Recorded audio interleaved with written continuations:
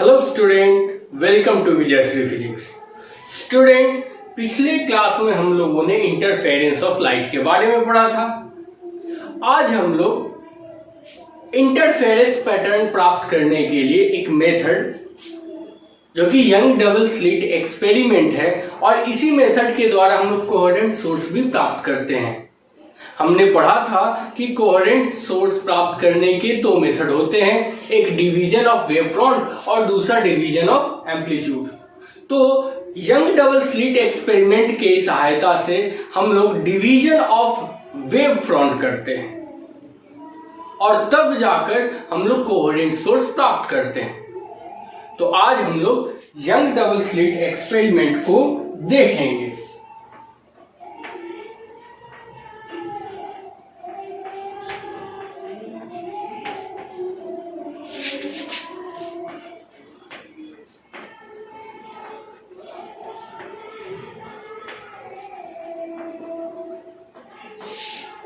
Young double slit experiment.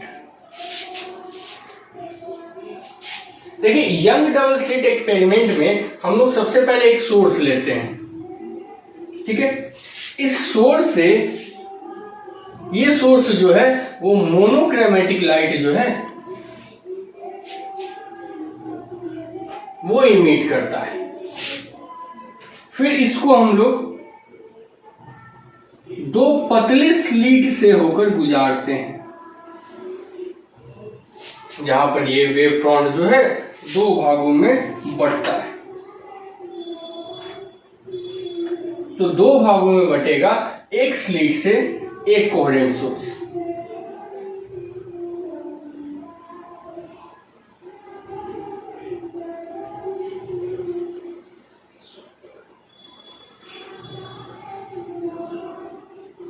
जो कि ये मैक्सिमा को दिखाएगा और दूसरा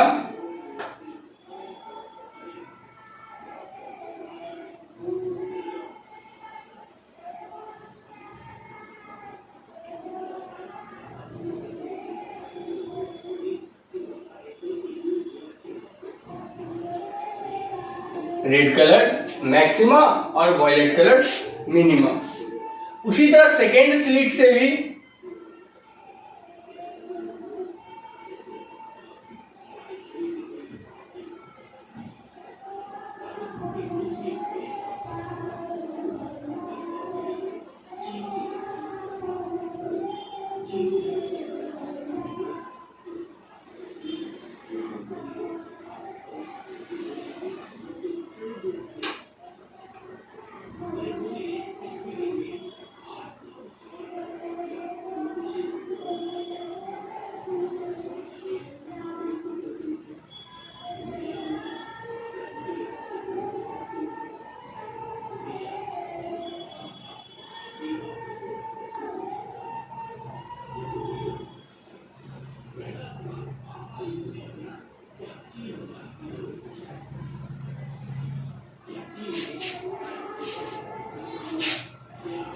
तो यहां पर देख लीजिए, जो रेड को मिक्स कर सेम लाइट वाला जो है, कहां पे सेम लाइट वाला, देखिए यहां पर सेम है, यहां पर सेम है।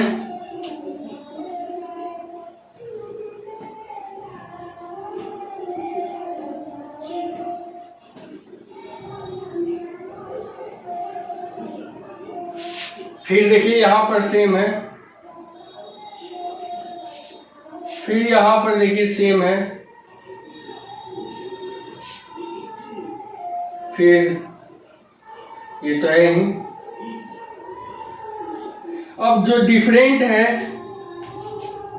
उसको एक साथ देखते हैं। ये हो गया आपका different, different, different and different. ये देखिए अलग अलग कलर से हम लोग क्यों कर रहे हैं। येलो कलर वाला दिखा रहा है मैक्सिमा विथ मैक्सिमा, मतलब सेम फेज।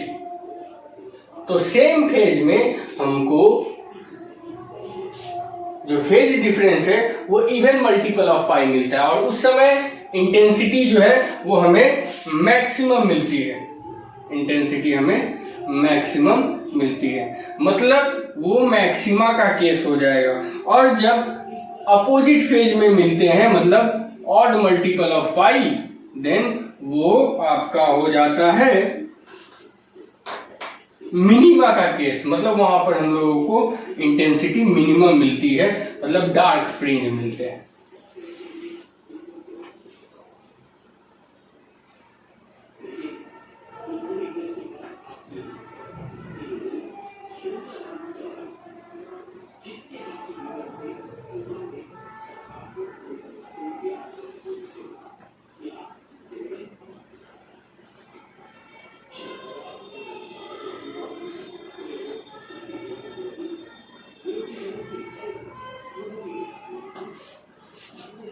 ये देखिए अल्टरनेट में ये जो है, ये येलो कलर वाला जो है, ये है सेंट्रल फ्रिंज, ये मैक्सिमा है।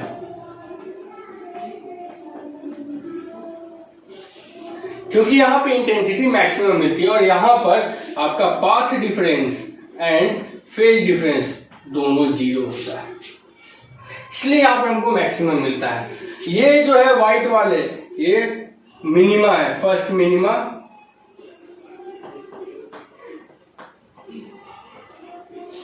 फिर मैक्सिमा, फिर मिनिमा। यहां पर इंटेंसिटी हमको लो मिलेगी, इसको बोलेंगे हम लोग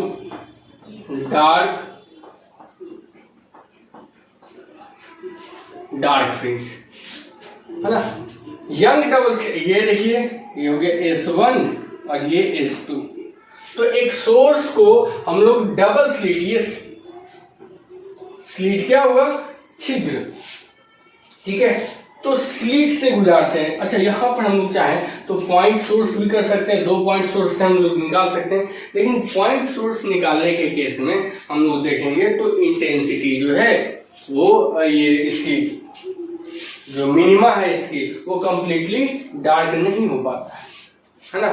तो स्लिट से इंटरफेरेंस पैटर्न ज्यादा बेहतर तरीके से निकलता है, इस कारण से हम लोग स्लिट का यूज करते हैं, ना कि पॉइंट सोर्स का यूज करते हैं।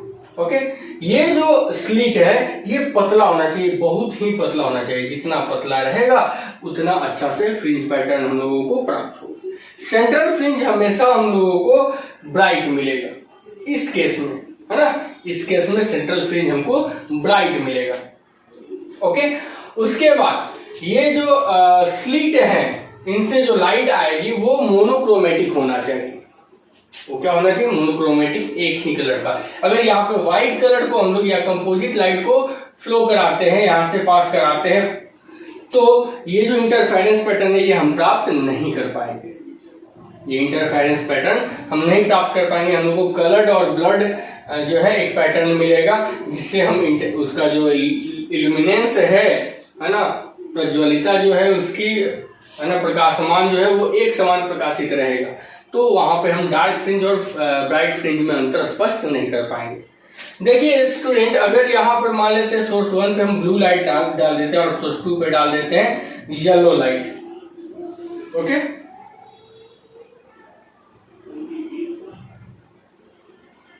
तो उस केस में एक और यहाँ पर ब्राइट फ्रिंज है ना, उसी तरह इधर भी एक ब्राइट फ्रिंज आएगा और बीच में फिर एक डार्क फ्रिंज आएगा इधर, और इधर एक डार्क फ्रिंज आएगा, है ना। तो अल्टरनेट होके जाता है। हाँ, तो हम लोग समझ रहे थे कि यहाँ पर सोर्स 1 को अगर रेड लाइट डाल दें और सोर्स 2 को हम लोग डाल दें ब्लू लाइट, है ना, दो अलग अलग, तो दोनों की फ्रीक्वेंसी अलग अलग है, दोनों की फ्रीक्वेंसी अलग है। तो उस केस में हम लोग ये पैटर्न नहीं प्राप्त कर सकते। तो सबसे मस्ट है, सबसे जरूरी बात है कि फ्रीक्वेंसी सेम होनी चाहिए, मोनोक्रोमेटिक लाइट यूज होना चाहिए, तब जाकर हम लोग एक इंटरफेरेंस पैटर्न प्राप्त करते हैं। तो ये था डबल स्लिट एक्सपेरिमेंट, है ना। और इसके आधार पर उन्होंने कुछ कंक्लूजन लिखा, क्या क्या नेसेसरी कंडीशन है उसको लिखा, है ना, क्या क्या ऑब्जर्वेशन उन्होंने किया और उससे क्या क्या रिजल्ट आया इसके बारे में। तो पहले ये फिगर समझ को नोट कर लीजिए, फिर हम लोग नेक्स्ट देखते हैं। तो स्टूडेंट, कुछ हम लोग ऑब्जर्वेशन देखते हैं। ओके, ये सोर्स 1 था, ये सोर्स 2 था, तो यहां से यहां तक की दूरी जो है वो d कहलाएगी ना। d क्या हो जाएगा, d equal to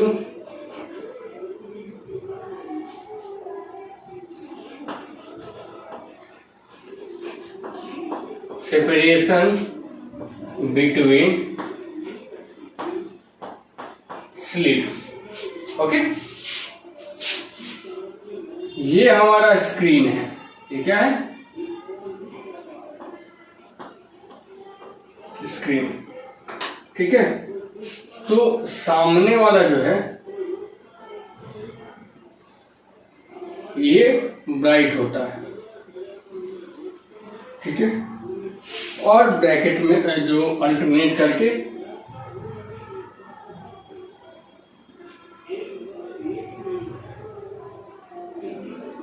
dark.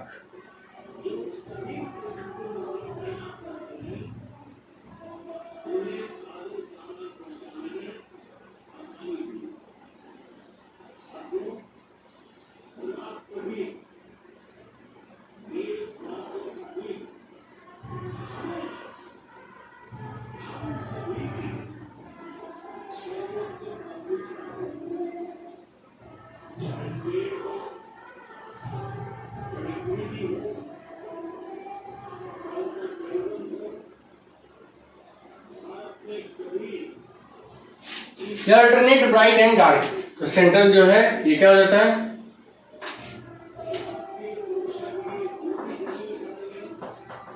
Central maxima. ये और ये फर्स्ट डार्क, फर्स्ट डार्क है ना, ये सेकेंड डार्क, ये सेकेंड डार्क। ठीक है, सेंट्रल के बाद इसको नेक्स्ट मतलब फर्स्ट ब्राइट फ्रिंज, और इसको फर्स्ट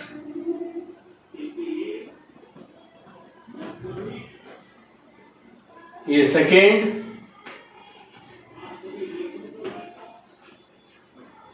ये second bright.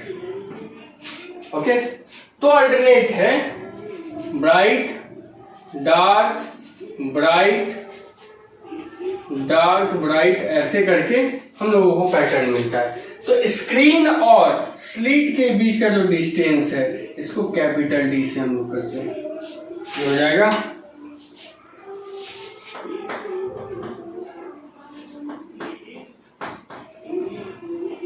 Distance between slit and screen. ठीक है स्टूडेंट, देखिए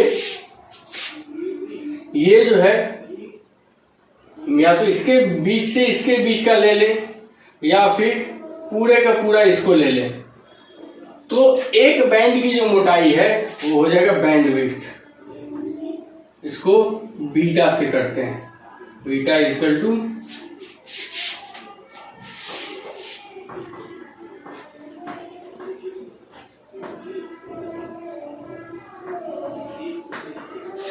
ओके, लैम्डा यहां पर क्या हो जाएगा, वेवलेंथ। ठीक है, कुछ ऑब्जर्वेशन था, उस ऑब्जर्वेशन को हम लोग देख लेते हैं। ये हमारा YDAC है, young double slit experiment.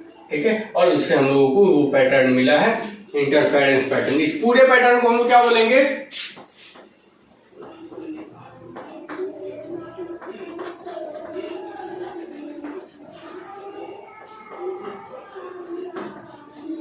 Interference pattern. Okay, तो सबसे पहले इसका हम लोग कंक्लूजन लिखते हैं। तो फर्स्ट कंक्लूजन ये है कि सेंट्रल फ्रिंज जो है वो हमेशा ब्राइट होगा। सेंट्रल,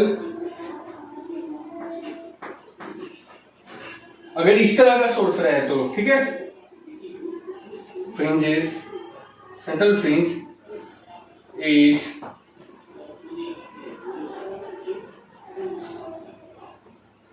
ऑलवेज ब्राइट, है ना। क्यों? क्योंकि फेज डिफरेंस 0 डिग्री होगा and path difference is equal to 0।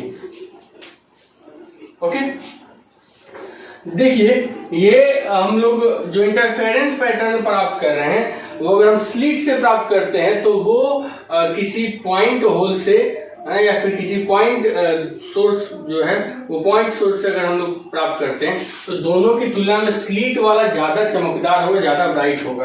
Okay, लिखेंगे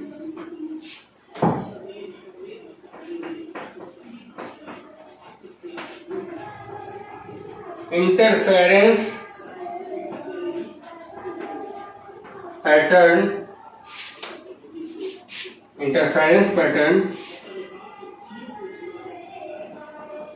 from the slit is more brighter than point source, है ना। पॉइंट सोर्स से ये ज्यादा ब्राइट होगा। ओके, नेक्स्ट देखते हैं हम लोग। नेक्स्ट केस ये है कि अगर ये अनइवन विड्थ का है ना, अनइक्वल विड्थ होगा स्लिट का, तो हमारा जो मिनिमा होगा वो कंप्लीटली डार्क नहीं होगा। और अगर किसी एक की विड्थ ज्यादा हो जाती है तो उस समय हम लोग एक समान, ये जैसे black and dark and bright जो हो रहा है वो केस हम लोगों ने मिलेगा, एक समान उजाला जो है वो मिलेगा ना। तो if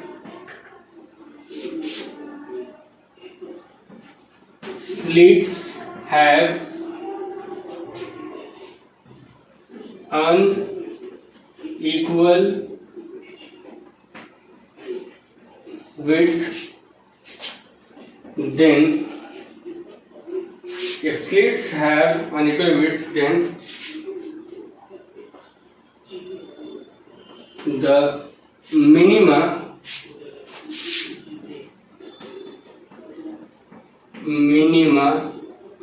will not be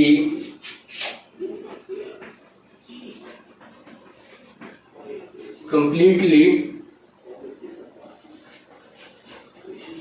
dark, है ना। यदि स्लिट जो है अनइक्वल है विड्थ का है, अनइक्वल चौड़ाई का है, दोनों का चौड़ाई एक समान नहीं है, तो हमारा जो मिनिमा होगा वो कंप्लीटली डार्क नहीं होगा। इफ, या ऐसे लिख सकते हैं, four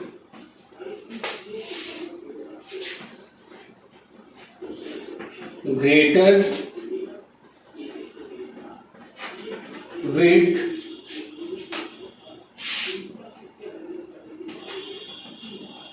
uniform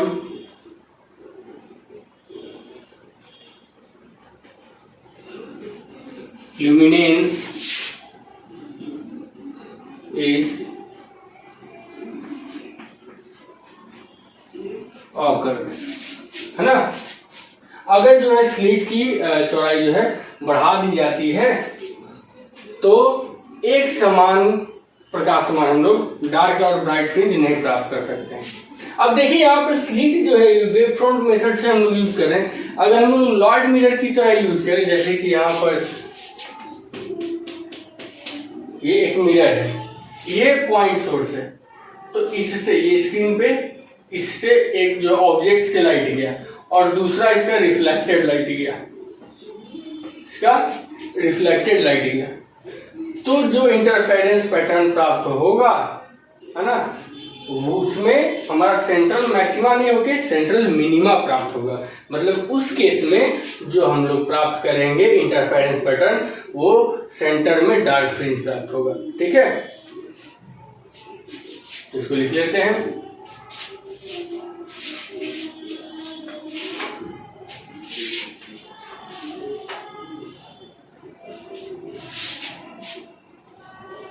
if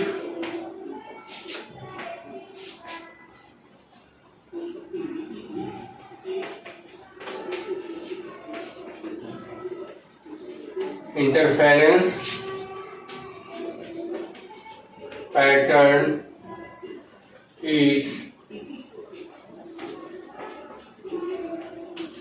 obtained due to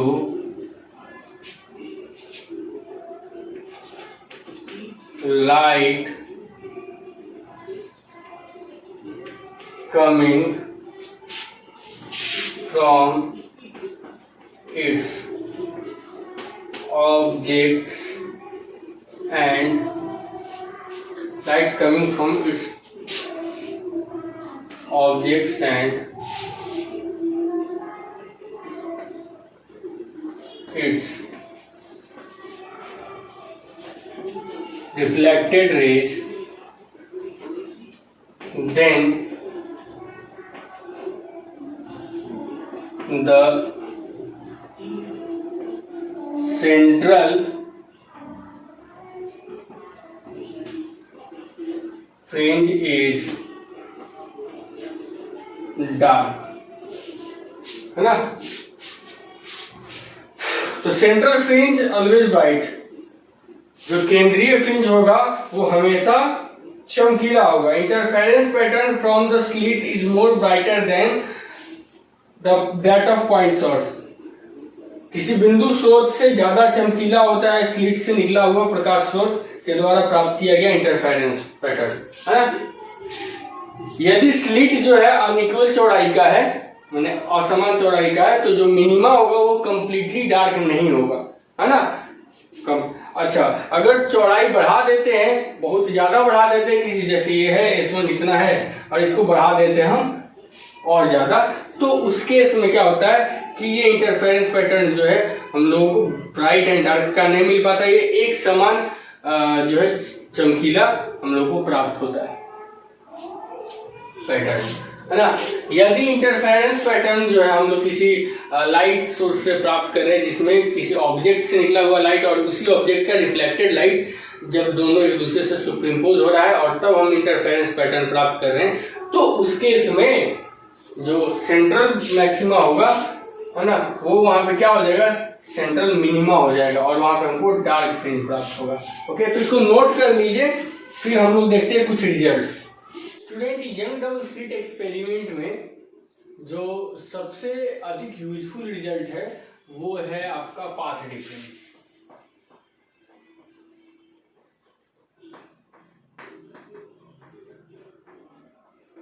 और भी देखेंगे, है ना, लेकिन सबसे पहले हम लोग देख लेते हैं पाथ डिफरेंस। ओके, ये है आपका डबल स्लिट और ये है आपका स्क्रीन, ये है आपका सेंट्रल मैक्सिमा।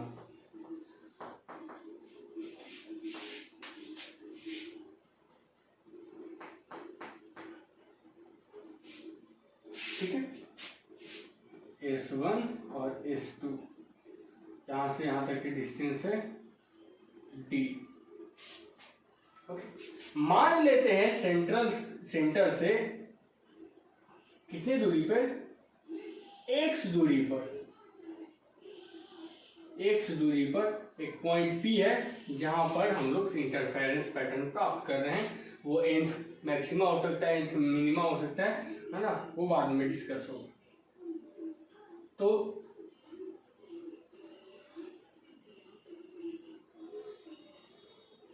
ओके, ये वे भी यहीं पर मिला। सेंटर से ले जाते हैं, तो सेंटर से एक,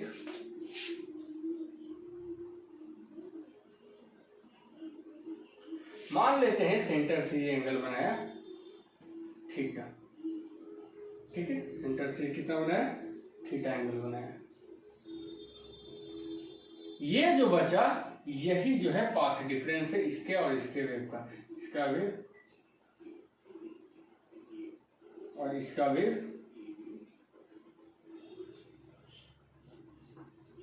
जो कि यहां पर मिल रहा है इंटरफेरेंस पर। तो दोनों वेव में जो आपका पाथ डिफरेंस होगा वो ये होगा, डेल्टा जो है पाथ डिफरेंस वो इतना हो। ये थीटा है तो ये भी थीटा होगा, ओके। ये इसका वैल्यू है डी। एक चीज देखिए कि ये पॉइंट P यहां पर भी हो सकता है और यहां पर भी हो सकता है। तो जब हम लोग x का वैल्यू काफी छोटा लेते हैं तो ये जो डिस्टेंस है यहां से आपको s डाल देते हैं, इसको SP जो डिस्टेंस है वो OS के काफी नजदीक हो जाएगा, है ना। फॉर स्मॉल x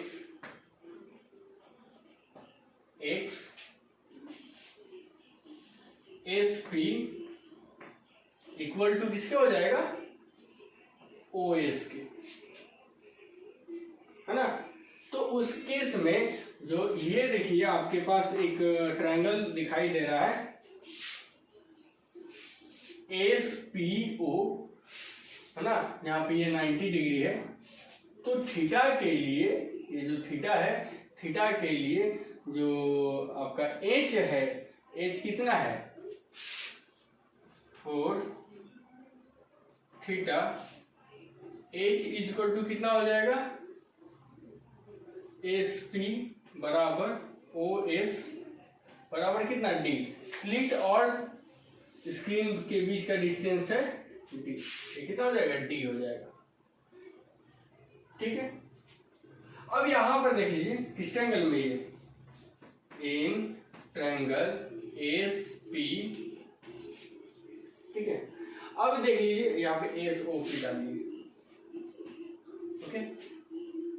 हम लोगों को ये डेल्टा निकालना है, तो डेल्टा जो निकालिए, क्योंकि थीटा ये भी है, थीटा ये भी है ना, और ये है D, तो 90 डिग्री, है ना, ये थीटा है, थीटा के सामने होता है P, ये हो जाएगा H, तो साइन थीटा इक्वल टू क्या होता है, P बाई H, ओके। तो H हमको P निकालना, तो P बराबर क्या हो जाएगा, H साइन थीटा, और H का वैल्यू कितना है, D है, मतलब P बराबर जो है D साइन थीटा हो जाएगा। और ये P क्या है, डेल्टा है, पाथ डिफरेंस है ना। तो इसको हम लोग लिख सकते हैं।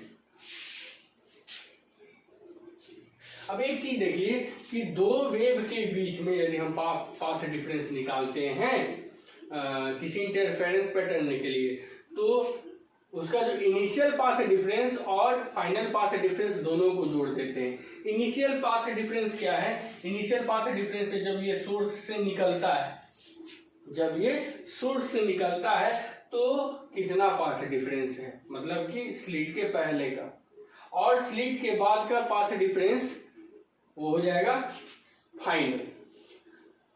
तो नॉर्मल केस में, है ना, जनरली हम लोग स्लिट से पहले जो वेव है उसका पाथ डिफरेंस 0 लेते हैं, है ना, क्योंकि सिंगल हम लोग वेव यूज करते हैं, और इसको यहां से क्या करते हैं, उसका वेव फ्रंट जो है वो डिवाइड करते हैं। तो हम लोग लिख सकते हैं, पहले इसको नोट कर लेंगे, path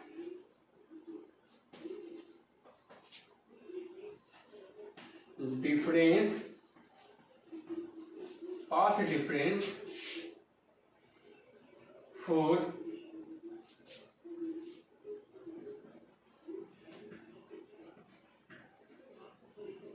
interference pattern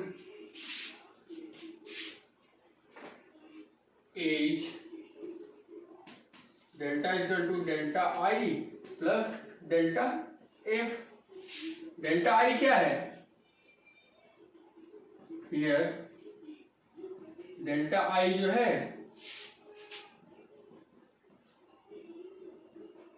path difference before slits, है ना, और डेल्टा एफ क्या है, path difference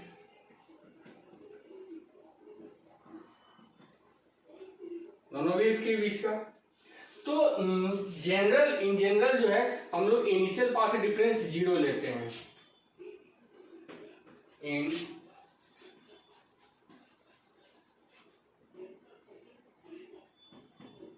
is taken to be 0, so delta equal to क्या हो जाएगा, डेल्टा एफ। अब यहां पर देखते हैं डेल्टा एफ का वैल्यू कितना है। तो delta equal to delta F बराबर कितना हो जाएगा, डी साइन थीटा हो जाएगा ना इसका value, D sine theta. Okay, अब साइन थीटा का वैल्यू इस ट्रायंगल से निकालते हैं, क्योंकि sine theta equal to P by H. P कितना है जी, एक्स है, एक्स। एच कितना है, एस पी, और एस पी किसके बराबर है, ओ एस के बराबर है, जो कि डी के बराबर है, तो एक्स बाई डी रहेगी, है ना। तो डेल्टा हम लोगों को मिल गया, delta is equal to D X by D. ये हम लोगों को पाथ डिफरेंस मिला। ओके, अब हम लोग देखेंगे कि मैक्सिमा के लिए क्या पाथ डिफरेंस होगा और मिनिमा के लिए क्या पाथ डिफरेंस होगा। तो हम लोग जानते हैं, है ना, इसके पहले इंटरफेरेंस में हम लोगों ने पढ़ा कि जब पाथ डिफरेंस मैक्सिमम होता है मतलब इंटेंसिटी मैक्सिमम होती है, और जब इंटेंसिटी मैक्सिमम होती है तो path difference even multiple of lambda by 2 होता है ना। For maxima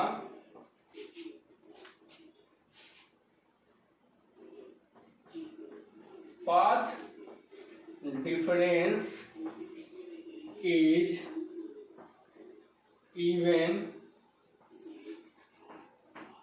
multiple of lambda by 2. For maxima path difference is even multiple of lambda by 2. तो डेल्टा इज इक्वल टू क्या हो जाएगा, n लैम्डा, जहां पर n is equal to 1 2 3 dot dot dot dot, ऐसा हो जाएगा ना। तो अब देख लीजिए यहां पर फोर nth मैक्सिमा, यहां से हम लोग निकाल सकते हैं ना, पहला दूसरा तीसरा चौथा जितना nth मैक्सिमा। तो nth मैक्सिमा में क्या हो जाएगा, यहाँ पे x nth का यूज करेंगे, तो n लैम्डा बराबर d x nth by d। और उस केस में और x nth is equal to क्या हो जाएगा, ये सब उधर चला जाएगा, n lambda d by d, और ये आपका मैक्सिमा का nth मैक्सिमा का रिजल्ट आएगा। ठीक है, अगर मिनिमा होता है तो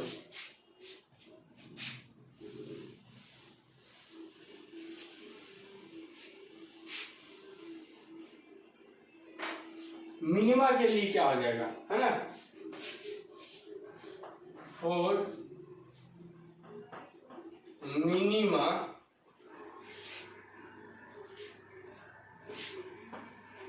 path difference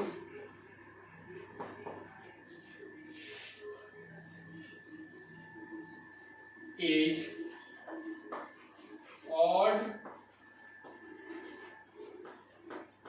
multiple of lambda by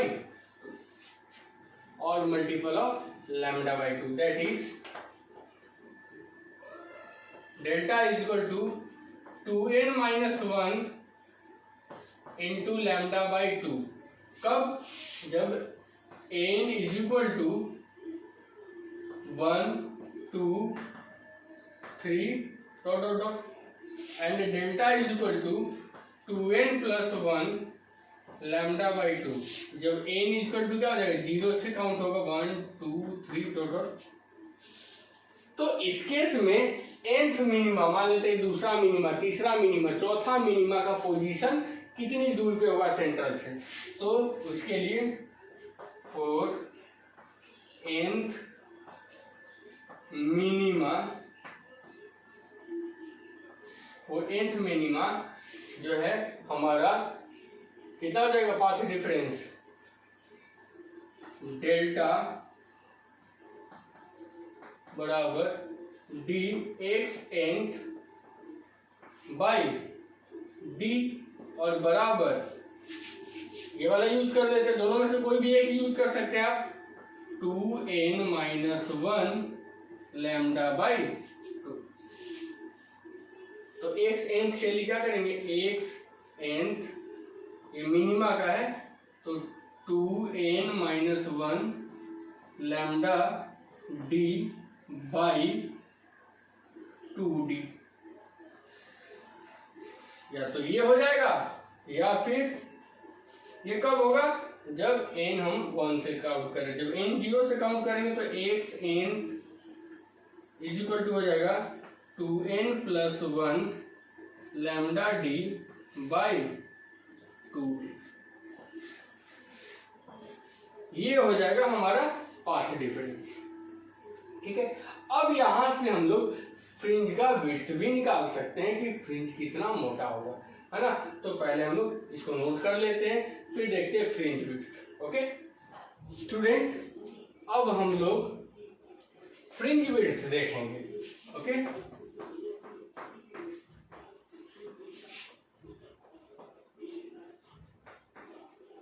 fringe width देखते हैं हम लोग फ्रिंज विड्थ। तो ये हो गया आपका स्लिट S1 और S2, जिससे हम लोगों को इस स्क्रीन पर एक पैटर्न प्राप्त हुआ, ब्राइट और डार्क का। ये ब्राइट फ्रिंज,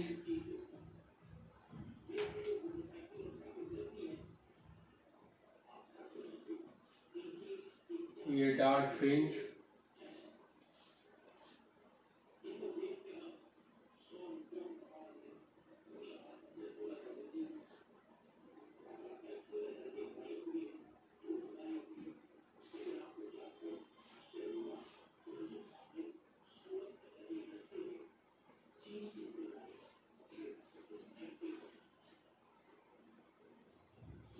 ये आपका डार्क फ्रिंज है ना। ऐसा ही पैटर्न हम लोगों को प्राप्त होता है इंटरफेरेंस में।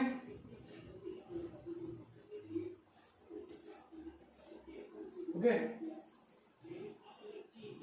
अब देख लीजिए कि ये जो फ्रिंज विड्थ है, दो कंसेक्यूटिव ब्राइट फ्रिंजों के बीच का सेपरेशन या दो consecutive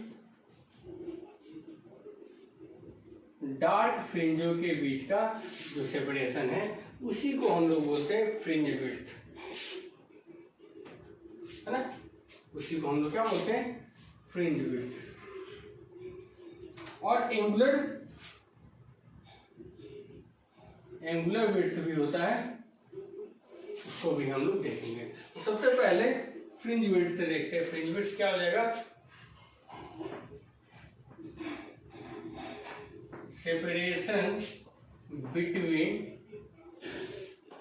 to consecutive bright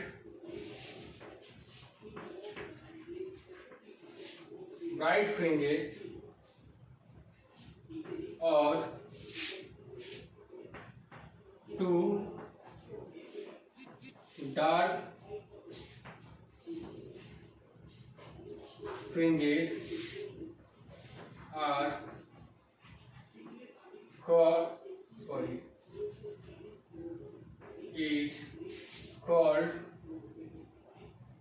fringe width, या इसको बैंड विड्थ भी बोलते हैं। फ्रिंज और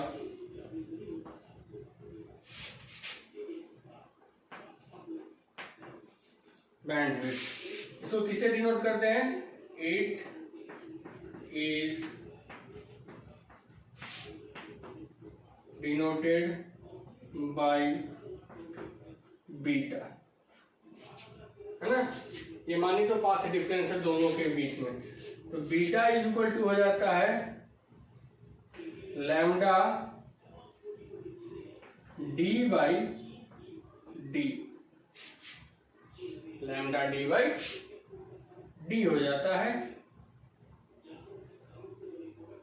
बीटा का वैल्यू, ठीक है। अगर एंगुलर फ्रिंज विड्थ की बात करें, थीटा की बात करें, तो थीटा इक्वल टू क्या हो जाएगा? यहां से यहां तक, जैसे थीटा इक्वल टू क्या होता है? Sine theta. थीटा जब स्मॉल हो तो sine theta equal to sine theta is equal to क्या हो जाता है? या फिर टेन थीटा ही ले लीजिए, तो theta equal to P by B हो जाएगा। पी कितना है जी? पी है आपका बीटा।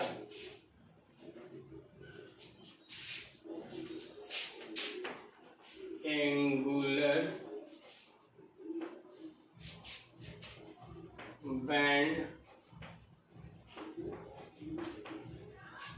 एंगुलर बैंडविड्थ थीटा, तो थीटा इक्वल टू क्या हो जाएगा?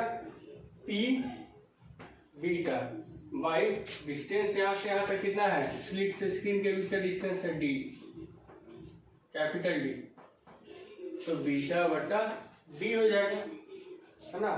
तो बीटा बटा डी किसके बराबर हो जाएगा? यहां पर देखिए तो, और बीटा बटा डी बराबर लैम्डा बाई डी, तो हम लोग लिख सकते हैं so theta is equal to beta बटा डी बराबर लैम्डा बाई डी। ओके, तो ये हो जाता है। अब हम लोग जो है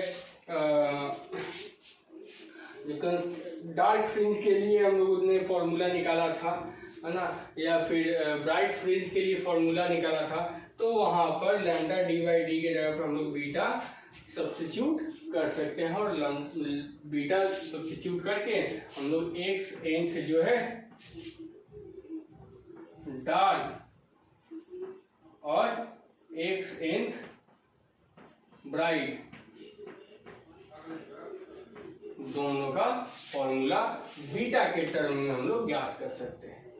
ओके, तो ये हो गया बैंडविड्थ या फ्रिंज विड्थ। अब देखिए, अगर ऐसे किया जाए कि यहाँ पर एक रेड कलर का हो या ग्रीन कलर का हो, मतलब किसी एक कलर का वेवलेंथ यूज कर रहे हैं हम लोग, है ना, तो एक कलर के वेवलेंथ यूज करने के बाद हम लोग देखते हैं कि मान लेते हैं कि 7 फ्रिंज हम लोगों को दिखाई दे रहा है। अब उस कलर को किसी दूसरे कलर से हम लोग रिप्लेस कर देते हैं, तो वहां पर मान लेते हैं 10 फ्रिंज दिखाई देने लगा।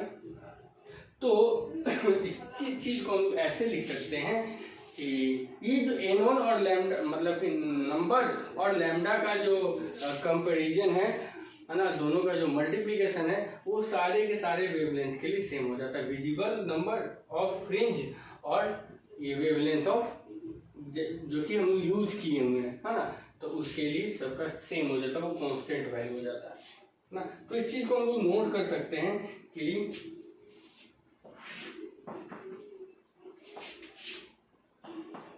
if we see n1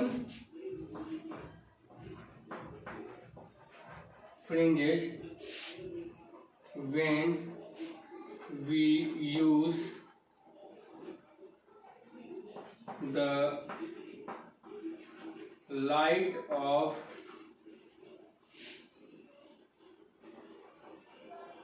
wavelength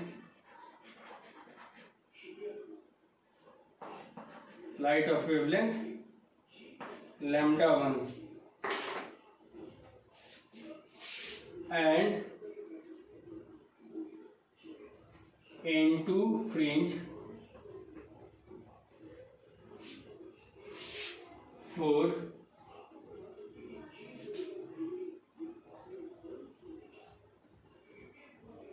for lambda 2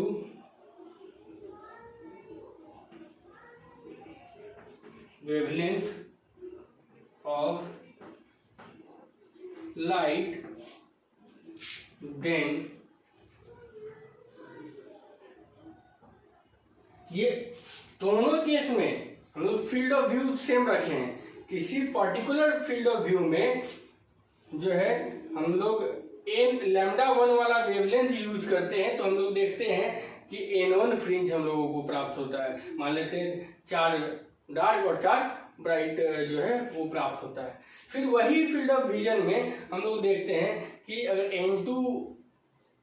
lambda 2 wavelength use करते हैं तो हम लोगों को N2 फ्रिंज प्राप्त होता है। तो उस फील्ड ऑफ विजन में दोनों में क्या रिलेशन होगा, तो दोनों में जो रिलेशन होगा वो होगा लैम्डा 1 N1 बराबर लैम्डा 2 N2।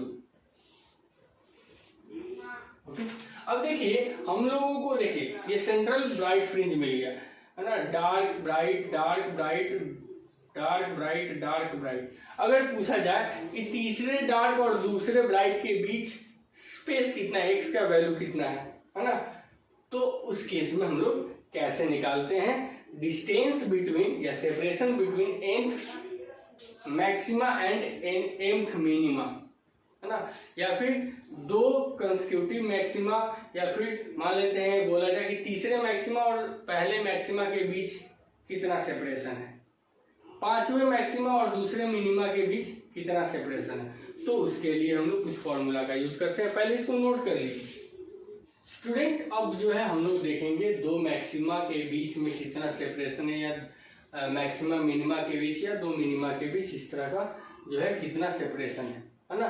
तो उसको हम बीटा के टर्म में देख लेंगे। ओके, तो लिखते जाइए, है ना, distance between nth maxima and nth minima, यदि n जो है ग्रेटर देन m है। तो इस केस में हम लोग क्या करते हैं, जो डेल्टा x होगा दोनों के बीच का separation it is equal to n minus m into beta. n beta होता है, डेल्टा x इक्वल टू क्या हो जाएगा, n beta minus m beta, तो n माइनस यहाँ पे क्या कर देंगे बीटा कॉमन कर लेंगे तो n माइनस m हो जाएगा। मतलब कि इसका बैंडविड्थ और इसका बैंडविड्थ दोनों के बैंडविड्थ में अंतर हम लोग कर देंगे। जो पोजीशन बैंडविड्थ सॉरी कर रहे हैं, जो सेंट्रल से n का कितना पोजीशन है और सेंट्रल से m का कितना पोजीशन है, और दोनों को हम लोग माइनस कर देंगे। बस कुछ नहीं करना है, देख लीजिए ऐसे, ये सेंट्रल है, ये 1 2 3 4, तो पहला जो है पहला क्या कहलाएगा 1 बीटा, दूसरा क्या हो जाएगा 2 बीटा, तीसरा 3 बीटा, चौथा 4 बीटा। अब पूछा जाए कि 4 बीट चौथे और पहले में कितना अंतर होगा, तो यहाँ से पोजीशन कितना है 4 बीटा है इसका, यहाँ से इसका 3 बीटा, इसका यहाँ से 1 बीटा है, तो 4 बीटा माइनस 1 बीटा इसका टू कितना हो जाएगा 3 बीटा हो जाएगा कि नहीं। तो इससे और इसके बीच का सेपरेशन कितना हो जाएगा 3 बीटा। उसी तरीके से हम लोग मैक्सिमा और मिनिमा का निकालेंगे, है ना।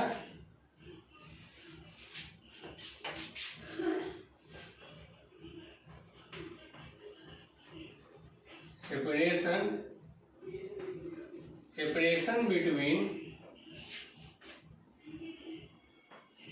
nth maxima and nth minima if n जो है ग्रेटर देन m है। तो इस केस में क्या हो जाएगा delta x is equal to हो जाएगा n plus 1/2 minus m into beta, ठीक है, and if N M greater than M हो, M greater than N, then ये डेल्टा एक्स जो है इट इज इक्वल टू हो जाएगा M minus N plus 1/2 into beta. Okay, तो ये है nth मैक्सिमा और nth मिनिमा के बीच का सेपरेशन, है ना। अब यहां पर देख लेते हैं कि देखिए nth मैक्सिमा और nth मिनिमा के बीच का सेपरेशन कैसे, जैसे सेंट्रल से मिनिमा का डिस्टेंस कितना था, तो सेंट्रल से मिनिमा का डिस्टेंस था आपका 2n - 1 लैम्डा d/2d था, है ना। और फिर इसका मैक्सिमा का कितना था, मैक्सिमा का था, तो इसको क्या कर देते हैं हम लोग, बीटा कर देते हैं ना, बीटा। और इसका था कितना, एम बीटा। यहां से हम लोग माइनस कर देंगे और माइनस करने के बाद हम लोग को ये फॉर्मूला आएगा, जब इसे इसको माइनस करेंगे तब ये फॉर्मूला आएगा। ओके, तो इस तरह करके देखिएगा आप, है ना। अब देखते हैं कि कैसे हम लोग पहचानेंगे ब्राइट फ्रिंज, कैसे प्राप्त करेंगे, कैसे पहचानेंगे कि हाँ इंटरफेरेंस पैटर्न में कौन सा ब्राइट फ्रिंज है। तो उसको पहचानने के लिए सबसे आसान सा तरीका है कि हम लोग मोनोक्रोमेटिक लाइट की जगह पे स्लिट में व्हाइट लाइट भर देते हैं। व्हाइट लाइट से हम लोग पैटर्न प्राप्त करने का कोशिश करते हैं, तो पोजीशन हम लोगों को आसानी से प्राप्त हो जाता है कि हाँ इस पर्टिकुलर पोजीशन पर हम लोगों को सेंट्रल मैक्सिमा मिलेगा, क्योंकि हम लोगों को लगातार ब्लैक मतलब डार्क ब्राइट फ्रिंज जो मोनोक्रोमेटिक लाइट में मिल रहा है, तो उसमें सेंट्रल जो है मैक्सिमा कहाँ पे होगा, उसको पहचानने के लिए हम लोग स्लिट में जो मोनोक्रोमेटिक लाइट है उसके जगह पे हम लोग व्हाइट लाइट का यूज करते हैं। तो व्हाइट लाइट के यूज करने के कारण सारे कलर जो है वो मिक्स हो जाते हैं, और मिक्स होने के कारण जो सेंट्रल होता है वो व्हाइट कलर का हो जाता है, सेंट्रल जो मैक्सिमा वो व्हाइट कलर का हो जाता है, और उसका एज जो है वो रेड कलर का हो जाता है। और उसके बाद फिर बहुत से कलर जो है यूनिफॉर्म इल्यूमिनेशन के साथ हम लोगों को प्राप्त होते हैं, लेकिन सेंटर जो है वो व्हाइट कलर का प्राप्त होता है, जिससे हम लोगों को पता चल जाता है कि इस पर्टिकुलर प्लेस पे हम लोगों को सेंट्रल मैक्सिमा प्राप्त होगा, है ना। तो ये तरीका है। अच्छा, अब ये सारा का सारा जो एक्सपेरिमेंट है, ये जितना एक्सपेरिमेंट हम लोग कर रहे हैं, तो इसको पहले हम लोग नोट कर देते हैं ना।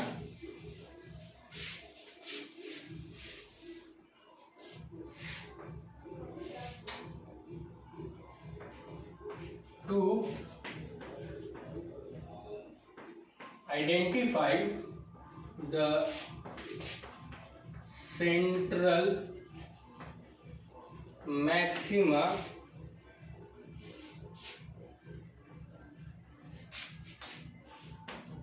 or locate the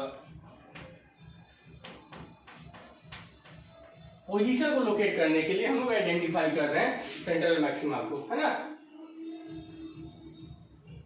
we replace the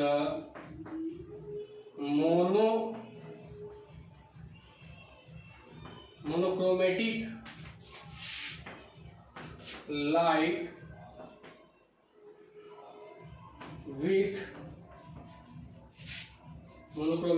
with white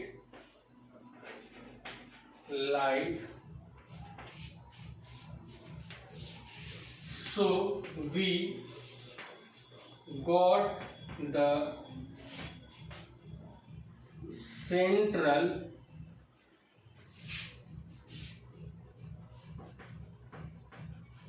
fringe white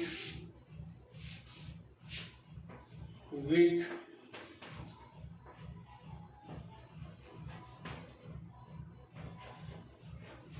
red edges, है ना।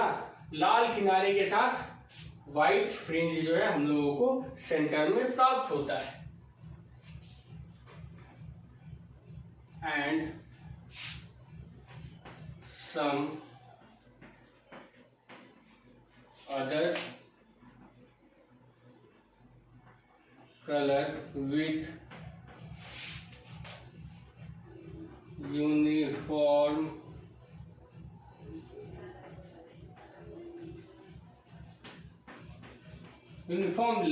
luminescence ना।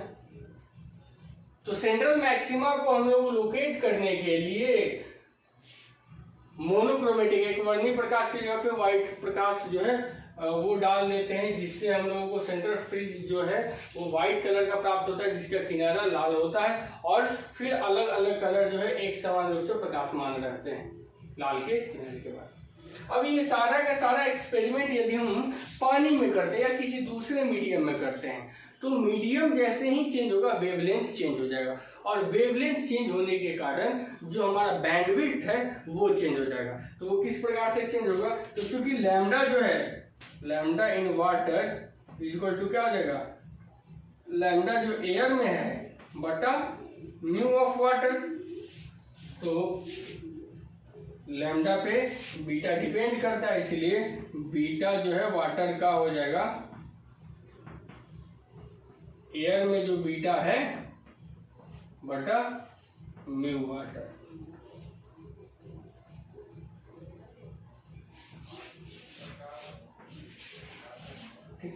इसके बाद जो है हम लोग पढ़ेंगे कि क्या क्या कंडीशन होना चाहिए एक इंटरफेरेंस पैटर्न को प्राप्त करने के लिए, है ना। इंटरफेरेंस पैटर्न प्राप्त करने के लिए हम लोगों के पास क्या कंडीशंस होने चाहिए, और फिर देखेंगे कि किस प्रकार से हम लोग जब फ्रिंज पैटर्न प्राप्त कर रहे हैं वहां पे अगर कोई फिल्म डालते हैं, है ना, कोई भी री वाला फिल्म डालते हैं, फिर कोई ऑब्जेक्ट डालते हैं, तो किस प्रकार से फ्रिंज जो है वो शिफ्ट करता है ना। इस सब चीज के बारे में फिर लॉयड मिरर के बारे में देखेंगे, फ्रेनेल बाइप्रिज्म के बारे में देखेंगे, है ना, न्यूटन रिंग्स के बारे में देखेंगे, डिफ्रैक्शन, ये सब, डॉपलर इफेक्ट, ये सारे के सारे हम लोग पढ़ेंगे। ठीक है, तो अभी फिलहाल ये आप लोग नोट कर लीजिए।